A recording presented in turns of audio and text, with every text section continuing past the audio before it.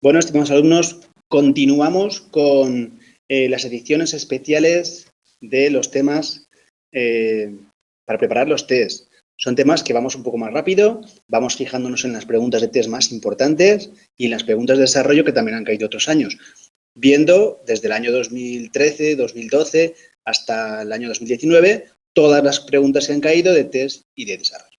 Así que vamos a seguir con el tema 4, que es el penúltimo tema para estudiar el primer parcial.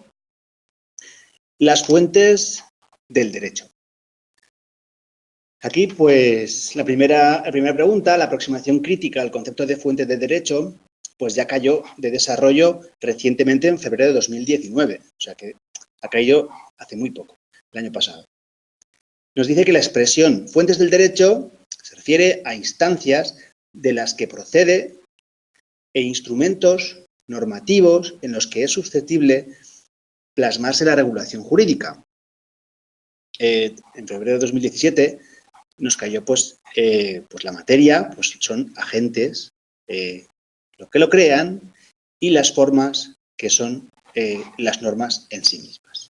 Esto lo veremos también más adelante, un poco para que sepáis que dentro de los instrumentos pues tenemos materia o las fuentes materiales, que son los agentes que lo crean, y fuentes formales, que son las mismas normas jurídicas. Esta distinción nos va a caer más veces y la vamos a profundizar mucho en ella, porque ha caído en muchas ocasiones. El término fuente designa el origen de algo que brota, que tiene su origen, en caso de derecho, pues en la autoridad, una potestad suficiente para legislar o una normativa emanada de esa autoridad. ¿Hay un problema filosófico? Sí. ¿De dónde emana el derecho? Pues hay dos posturas. Una es la postura positivista, que os dice el libro, aceptada en la actualidad, donde el derecho es la voluntad del legislador, con las normas que instaura y niegan pues, otro origen de ese tipo de fuentes del derecho, que esos son el legislador y sus normas. Es una postura muy realista. Hay otras posturas que tradicionalmente se han llamado ius naturalistas o de derecho natural, en las que las leyes del legislador son un elemento más de lo jurídico, que es inseparable de las relaciones y que otras fuentes normativas y el agente y las normas esenciales no se agotan solamente en el derecho, porque existe también la naturaleza humana o la naturaleza en la que se desarrolla el hombre, y esta es una postura también un tanto más idealista. Bueno, este es lo más importante del tema, y es que esta pregunta 2, en libros anteriores a esta edición, se titulaba como fuentes históricas o fuentes materiales y fuentes formales. Tenía otro título que yo la verdad no me preocupaba en buscarlo, ¿no? Pero tenía otro título. Y ahora se llama, este año se llama fuentes de producción y fuentes de conocimiento. ¿Por qué? Pues porque se abandona esas dos teorías de fuentes formales y esa diferenciación entre fuentes formales y fuentes materiales. No obstante, la vamos a dejar bien clara para que no tengáis problema, porque que se haya cambiado esta pregunta no significa que no te puedan hablar de este tipo de fuentes y que tengas que saber lo que es, porque en algún momento también se refiere a ellas como fuentes formales, fuentes materiales y fuentes formales.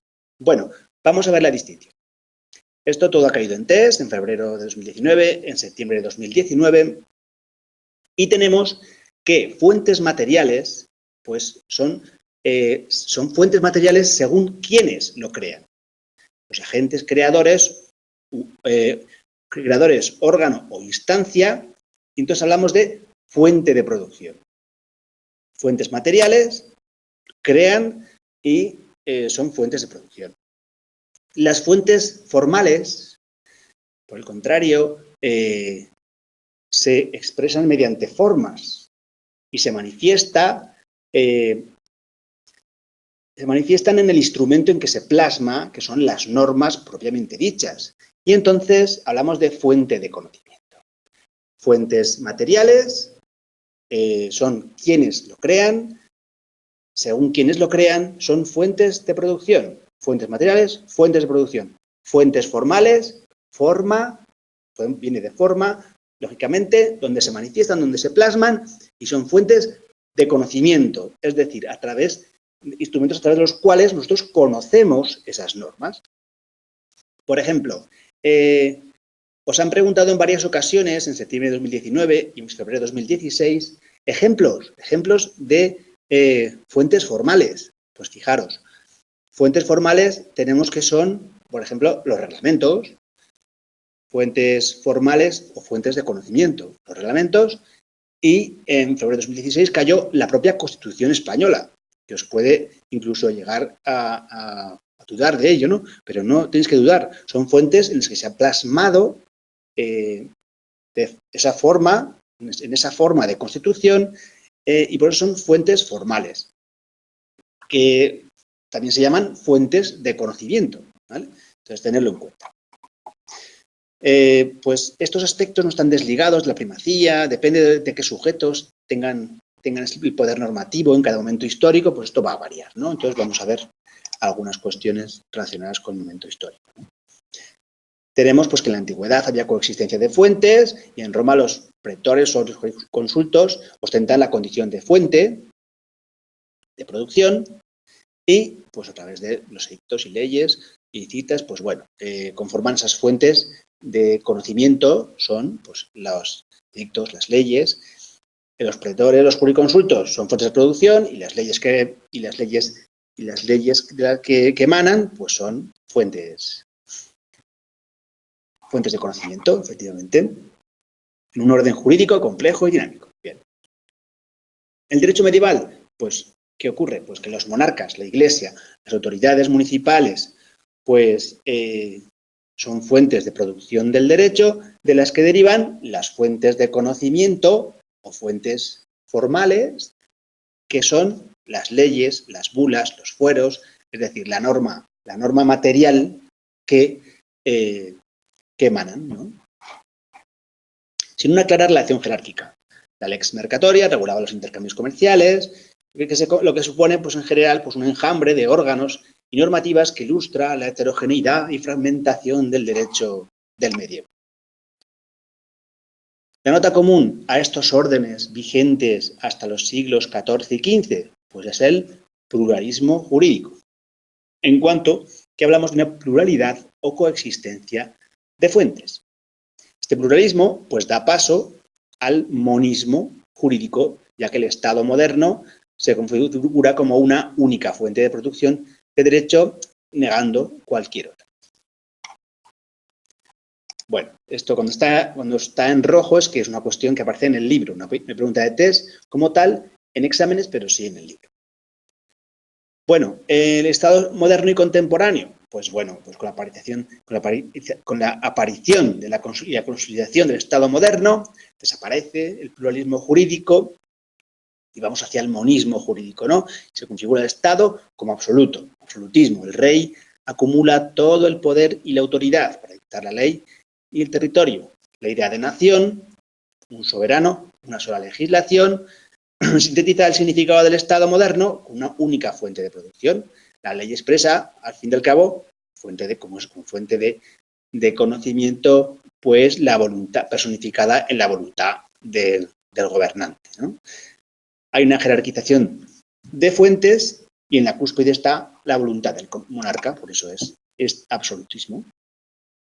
Bueno, también tenemos aquí pues una parte histórica en la que nos dice que la Revolución Francesa supuso una transformación de la titularidad del poder estatal, que pasa pues del monarca al pueblo, y en esa concentración del poder del monarca da paso a la separación de poderes, al Parlamento con el legislativo, el ejecutivo, el gobierno, el judicial con la administración de justicia. Conforme a esta teoría de la política liberal, el legislativo actúa como en representación del pueblo soberano y se amplía la competencia legislativa que se manifiesta en la ley y pues el ejecutivo es una función subsidiaria. Bueno, eso explican un poco los poderes. En resumen, este periodo la reducción de fuentes de producción a una sola, el Estado absoluto o liberal, y la voluntad del legislador, el monarca o el parlamento, pues el monarca o el parlamento en esas dos épocas, pues es el origen de la validez de la normatividad jurídica. con este proceso, con el proceso de constitucionalización, que ahora vamos a ver, pues estos ordenamientos, pues esta concepción positivista, monista de solo el Estado, pues experimenta transformaciones, como vamos a ver. En la actualidad, ¿qué ocurre? Pues que el Estado es la única fuente de producción y la ley es la fuente de conocimiento o fuente material. Apareciendo nuevas fuentes. ¿Por qué aparecen nuevas fuentes? Pues por los cambios históricos, por las circunstancias históricas, ¿no? La integración en entidades supranacionales, como la Unión Europea, la globalización, como la organización, en este caso, pues si quieres formar parte del comercio, pues tienes que estar dentro del comercio internacional y por ello, pues acaba siendo las normas internacionales fuentes de creación de derecho.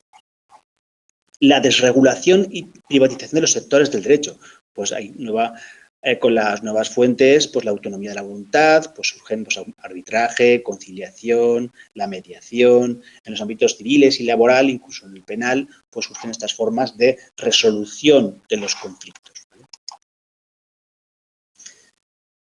Bueno, las fuentes del derecho en el ordenamiento jurídico español. Esta pregunta cayó en febrero de 2017 y, pues bueno, con este proceso de constitucionalización, pues previamente estaba el Código Civil, que establece una precisa relación de las fuentes, y por otra la Constitución española, que completa sustancialmente el conjunto del sistema, modifica el conjunto de fuentes del derecho español.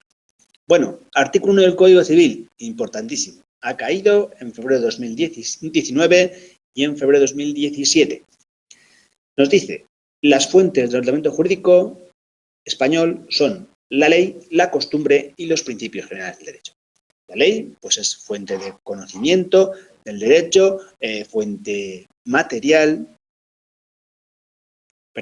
fuente formal, en la forma de ley, presente, y por excelencia el instrumento en el que se manifiesta la voluntad del Estado. ¿Vale? Bueno, tomamos una noción de ley en un sentido amplio, una ley como norma, que abarca pues, las disposiciones del Parlamento, del Poder Ejecutivo, pues, los decretos, o sea, tanto del legislativo como del ejecutivo, o sea, una concepción de ley amplia. Y comparten una nota común, que es que las normas jurídicas son de carácter general y dictadas por órganos estatales competentes. También ha caído las características de las normas jurídicas. Las características de las leyes, perdón. Estas características de las leyes son la generalidad, pues regulan un concepto, una cantidad de supuestos abstractos para una pluralidad de sujetos. La publicidad, pues tiene una vigencia generalmente desde su publicación. La jerarquización, puesto que establecen su posición de superioridad o inferioridad respecto a otras. La permanencia, pues salvo excepciones, pues permanecen de forma indefinida hasta su derogación. Y los tratados internacionales también pues, poseen también un rango de ley, como dice nuestra Constitución española.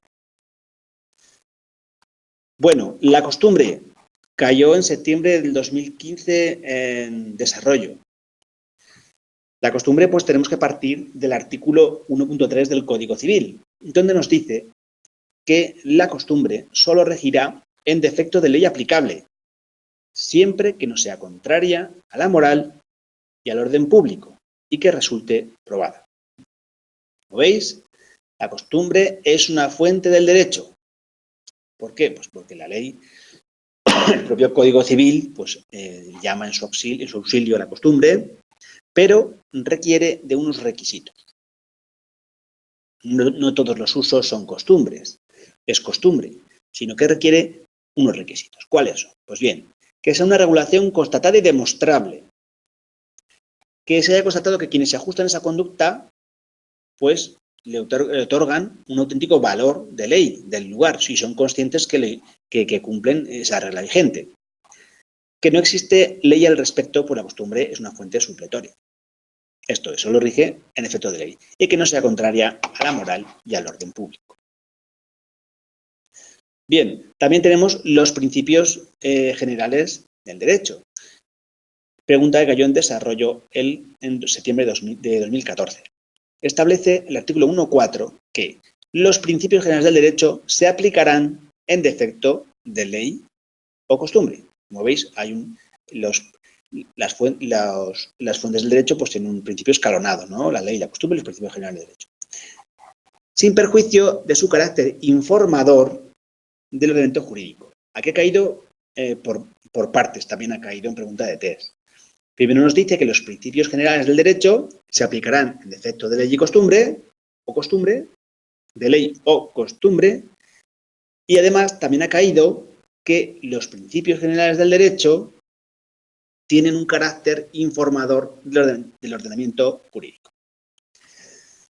De estos principios generales del derecho, que son criterios jurídicos de carácter transversal, un tanto indeterminados, pues algunos están positivizados. ¿Como cuál? Pues como la buena fe. También ha caído en septiembre de 2016 en el examen de reserva. ¿Qué nos dice el Código Civil? Pues bueno, que que habrá que seguir la buena fe contractual en el cumplimiento de los contratos. Bueno, la cuestión es que aparece positivizada en el Código Civil. Una fuente del derecho, en tanto que proporciona al aplicador jurídico un criterio amplio, comprensivo y que le sirve para resolver supuestos de antinomias y lagunas. El caso especial de la jurisprudencia también cayó en desarrollo en febrero de 2017. Nuestro ordenamiento jurídico, sistema continental, la jurisprudencia, atención, no es fuente de conocimiento, ¿vale? O como cayó en febrero de 2018, donde decía, no es fuente formal, lo he puesto entre paréntesis para que lo veáis, ¿vale? La jurisprudencia no es fuente de conocimiento y no es fuente formal. Os lo pueden preguntar de ambas formas. Ni es fuente de conocimiento, ni es fuente formal. ¿De acuerdo? Ni los jueces, ni los magistrados son fuentes de producción o fuentes materiales. ¿Vale? También tenéis que tener en cuenta ello, que ni los jueces ni los magistrados son fuentes de producción ni son fuentes materiales. Al contrario de los sistemas anglosajones, en que sí se considera, sí que se va configurando el derecho en relación, como sabéis, a los precedentes. El Código Civil, en su artículo 1.6, cuando dice la jurisprudencia complementará el ordenamiento jurídico con la doctrina de que de modo reiterado establezca el Tribunal Supremo al interpretar y aplicar la ley, la costumbre y los principios generales del derecho. Pues bien, nos dice pues, que el Tribunal Supremo se considera fuente de derecho en tanto que completa y aclara el sentido y alcance de las demás fuentes. Tampoco nos aclara aquí el libro exactamente qué tipo de fuente considera que es el Tribunal Supremo. Pero bueno, en principio, inicialmente lo niega, aunque aquí varía un poco, dice que, sin embargo, pese al criterio restrictivo del Código Civil, desde cierto punto de vista, toda jurisprudencia, no solo la del Tribunal Supremo, constituye fuente del derecho. Bueno, quizá puede constituir un precedente, un antecedente, o podemos aportarlo en cualquier demanda o en cualquier juicio, podemos nombrar cualquier tipo de jurisprudencia, no solo el Tribunal Supremo, de cualquier juzgado, que sirva para ilustrar, ilustrar el caso, para ilustrar, pero bueno, ya la constitución de fuente dice desde cierto punto de vista, pero desde el principio, y que ha caído en test, niega la condición de fuente de conocimiento y también la niega como fuente de producción que pudieran ser jueces tribunales. Ni es fuente de conocimiento y por tanto no es fuente formal, ni es fuente de producción, lo que tampoco es fuente material, ¿vale?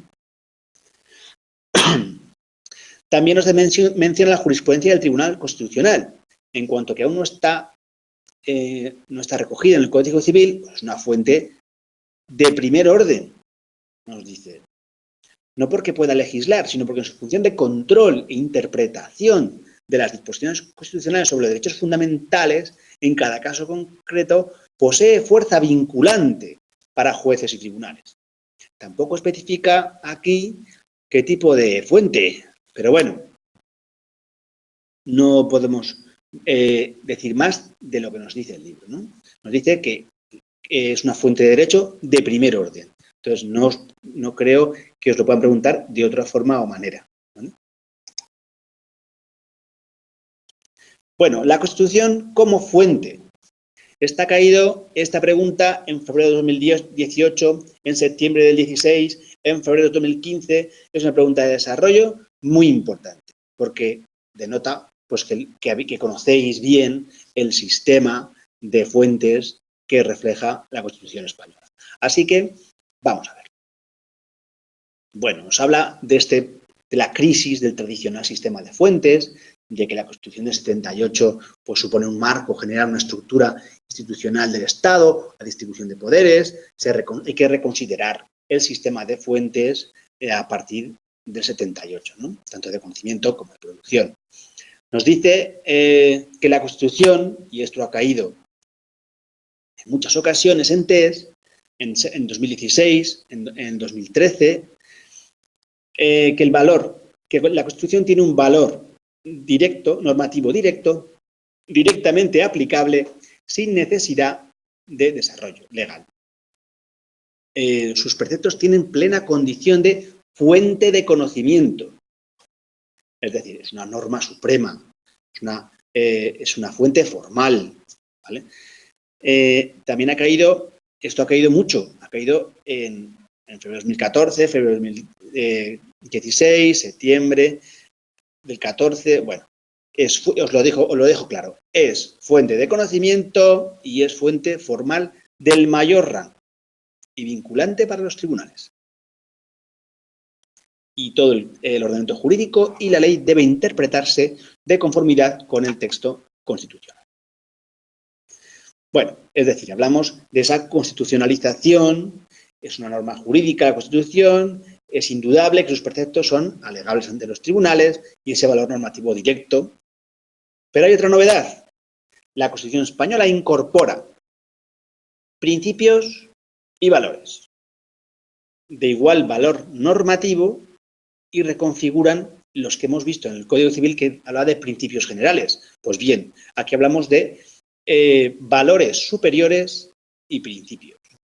El artículo 1.1 nos dice que se constituye en un Estado social, que España se constituye en un Estado social y democrático de derecho, que propugna como valores superiores de su ordenamiento jurídico la libertad, la justicia, la igualdad y el pluralismo político. Y todos ellos pues, informan el conjunto de normas vigentes del ordenamiento jurídico.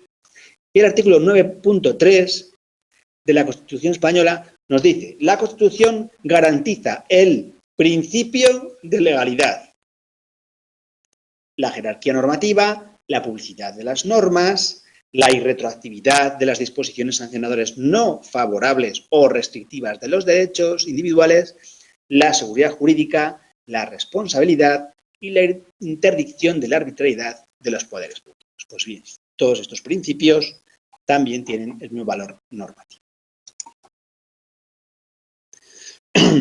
Y vamos con el derecho europeo. Ya vemos aquí que la Unión Europea pues, posee un ordenamiento jurídico distinto al derecho internacional, y su legislación se integra en el ordenamiento jurídico de cada Estado. Sus instituciones pues, son el Parlamento Europeo, el Consejo y la Comisión, y tiene plena condición de fuentes de producción de derecho.